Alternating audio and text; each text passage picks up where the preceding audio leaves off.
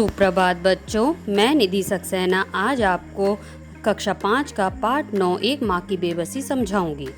पाठ हो रही है ना जाने किस अदृश्य पड़ोस से। अदृश्य मतलब जो पता नहीं है कि वो पड़ोस कहाँ पर है, निकल कर आता था वह खेलने हमारे साथ। मतलब एक बच्चा था जो कहीं से हमारे साथ खेलने आता था, उसका नाम रतन था और वो बच्चा जो है बोल नहीं सकता था।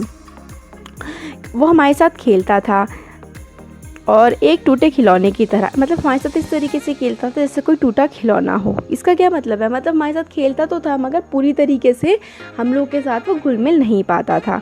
क्यों? क्योंकि वो बोल नहीं पाता था।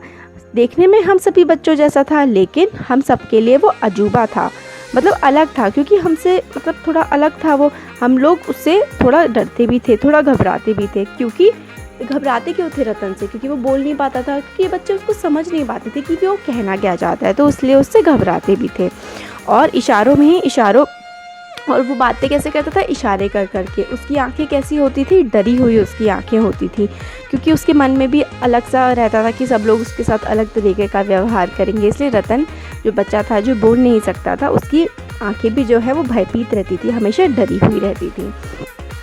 और उसके अंदर की जो छटपटाहटें हैं, जो उसके मन में चीज़ें चल रही हैं, वो दिखाती थी।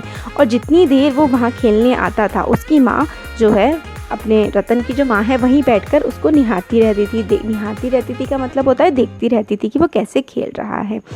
और अब वो ये बताते हैं, जो लेखक है जो पोएम लिख रहे हैं, अब जैसे जैसे कुछ बेहतर समझने लगा हूँ, मतलब जैसे जैसे मैं बड़ा होने लगा हूँ, उनकी भाषा जो बोल नहीं पाते हैं, याद आती है रतन से अधिक उसकी माँ की आंखों में झलकती उनकी बेबसी।